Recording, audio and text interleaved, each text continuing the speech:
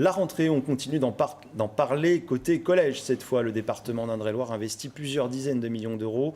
Ce sera encore le cas en 2018-2019, malgré les contraintes budgétaires. On en parle avec notre invité ce soir, Judicaël Osmond. Bonsoir. Bonsoir, merci de votre invitation. Vice-président en charge des collèges au département. D'abord, la nouveauté cette année dans les collèges, c'est l'interdiction des téléphones portables. Votre avis personnel sur la question ? Je pense que c'est plutôt une bonne chose. Dans les classes, ça se faisait déjà et très naturellement. Mais c'est vrai qu'on avait tendance, et je le vois quand je visite les collèges, à avoir des enfants plutôt chacun sur leur portable au moment des pauses, des récréations, même en sortant de déjeuner. Je trouve que c'est pas mal d'avoir stoppé cela. Ça permet peut-être à ce qu'on retrouve un certain lien social entre les enfants dans nos établissements. Après, chaque parent peut l'expliquer à son enfant. Vous pensez que ça peut être efficace ? Je pense qu'on peut avoir un autre lien et un autre échange. Allez, on va tout de suite regarder les chiffres de cette rentrée dans les collèges gérés par le département. 54 collèges, 25 000 collégiens, 80 millions d'euros de travaux sur 4 ans. 80 millions d'euros, c'est un plan d'investissement sans précédent. Ça va surtout concerner 14 établissements qui vont bénéficier de projets structurants. C'est quoi des projets structurants ? Un projet structurant, c'est un projet dont le montant d'investissement est au-delà de 300 000 euros. J'ai, depuis mon élection, visité énormément de collèges pour me rendre compte de la situation. On avait des situations d'urgence sur parfois simplement des sanitaires dans les gymnases, des sanitaires tout simplement d'externat, ou encore et essentiellement des problèmes de demi-pension. Et on a fait le choix avec le président Pommier, tout simplement de rendre prioritaire ces investissements-là de 300 000 euros. Le maximum, c'est 5 millions d'euros. C'est par exemple la construction d'une demi-pension à Château-Renaud. Quels sont les collèges qui sont vraiment prioritaires dans cela ? Aujourd'hui, vous avez, je vous prends l'exemple de Château-Renaud, qui est l'une de nos priorités. Vous avez des collèges à Amboise, vous avez le collège Rabelais à Tours, vous avez un collège à Fondette. C'est des priorités parce qu'aujourd'hui, on a des collèges qui gagnent de plus en plus de divisions, c'est-à-dire de classes qui ouvrent, y compris dans le rural. C'est très important. Château-Renaud, je reviens encore dessus, mais c'est 800 collégiens, c'est 800 repas servis quotidiennement. Et il était urgent de le faire, ça fait des années que ça traîne. Et on a décidé que d'ici 2022, toutes ces questions-là devaient être réglées. Mais il n'y a pas que ces 14 projets structurants. Justement, il y a eu beaucoup de retard pris ces dernières années en termes d'investissement. Oui, du retard. Il y avait d'autres priorités qui avaient été données, et toutes tendances politiques d'ailleurs. Mais beaucoup ont été faits, notamment pour les routes. Là, il y a une priorité qui a été donnée par la majorité du département, mais avec d'ailleurs l'aval de ce qu'on appelle nous le groupe complémentaire, c'est l'opposition. Avec Martine Chénion, on a énormément discuté de cela, de façon à ce que ce soit une priorité. C'est le premier poste d'investissement du département maintenant.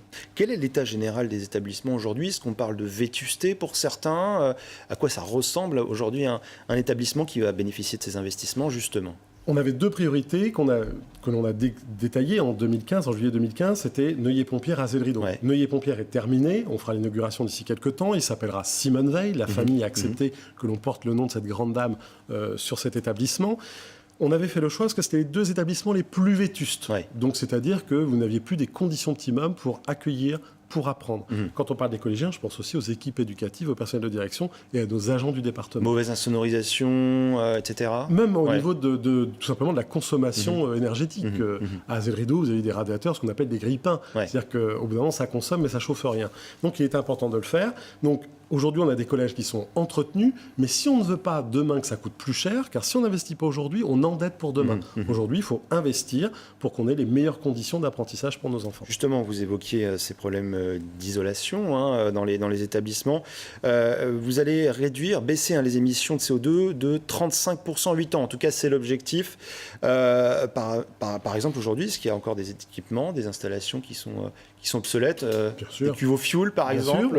On a 6 collèges qui vont être prioritaires pour qu'on revoie justement le mode de chauffage, qui a encore des cuveaux fuel ou la bonbonne de gaz qui est à l'extérieur de la cour. Donc on a un plan de performance énergétique qui est de 16 millions d'euros, donc 13 millions et demi consacrés au collège. Et c'est avec mon collègue Dominique Lemoine que nous allons animer le choix des établissements. Mais aujourd'hui, c'est une urgence parce que, et c'est plutôt d'actualité, mais c'est aujourd'hui urgent dans cet établissement de le faire. L'autre chantier, c'est le numérique, 4,5 millions investis sur 3 ans, 16 collèges équipés l'année dernière. Où est-ce qu'on en est aujourd'hui ? Alors, on a en effet l'an dernier équipé 16 collèges, il y en aura 16 cette année, 19 l'an prochain. En fait, on équipe les collèges et on avait commencé en priorité par le rural et surtout, on suit l'installation de la fibre. Parce que si c'est pour refaire les réseaux de nos collèges, mettre en place ces ordinateurs portables dans les collèges et qu'il n'y a pas la fibre, ça ne sert pas à grand-chose. Donc le très haut débit. Le très haut débit. Donc on le fait. C'est le plan qui avait été convenu entre le Loir-et-Cher et l'Indre-et-Loire. À l'époque, une réforme importante et un plan important qui avait été mené par Isabelle Raymond-Pavero, qui était vice-présidente en charge du numérique notamment. Et grâce à son plan et à ce que l'on a fait avec nos collègues du Loir-et-Cher, eh bien, on équipe l'ensemble des établissements. Donc fin d'année prochaine, l'ensemble des établissements seront équipés. Au niveau de la sécurité, cette fois, est-ce qu'il y a de nouveaux investissements également? Des caméras, des choses comme ça ou pas? Alors, pas forcément des caméras. On a, dans certains établissements, changé les visiophones. On a parfois surélevé des murs. C'était le cas avec Savigny-sur-Lathan. Il y avait une clôture qui n'était pas très haute. On a entièrement il y a des craintes aujourd'hui d'intrusion, pareil. La peur, je dirais, c'est estompé. On reste très vigilant parce qu'aujourd'hui, chaque établissement, mais quel que soit le lieu d'ailleurs où on se déplace, où on est, où on travaille, où on vit, peut être malheureusement sujet à cela. On est très prudent là-dessus. On a expliqué aux établissements ce que l'on pouvait faire. L'État avait mis en place quelques moyens, mais très faibles, qui ne nous permettaient pas de le faire dans l'ensemble des établissements. Mais la plupart de nos collèges, aujourd'hui, ont des infrastructures, ont des murs très hauts ou des clôtures. Par contre, aujourd'hui, on insiste beaucoup auprès des équipes pour que le portail d'accès, notamment personnel, soit fermé, que le portillon d'accueil soit fermé, et on filtre au fur et à mesure les rentrées des collégiens. Une toute dernière question rapidement. Le local, pas forcément bio, ça peut parfois être bio en tout cas. L'objectif, c'est 50% de produits locaux d'ici 3 ans. Où est-ce qu'on en est aujourd'hui de cet objectif? Alors, on a bien avancé. Je mène cette mission-là avec Jean-Pierre Gachet, mon collègue vice-président en charge des questions d'agriculture. On travaille avec les agriculteurs, avec les éleveurs, de façon, en effet, à petit arriver à ces 50%. On a des collèges aujourd'hui... Sans que ce soit plus cher. Sans que ce soit plus cher, il faut rester sur notre prix de 3,12 € le repas facturé aux enfants.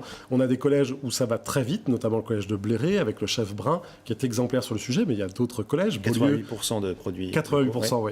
Ou le collège Beaulieu à Jouer-les-Tours. Aujourd'hui, on a d'excellents résultats. Il faut poursuivre, mais il faut aussi qu'on ait des éleveurs, des agriculteurs qui soient capables de nous fournir, tout simplement, assez de nourriture, de produits locaux, d'aliments.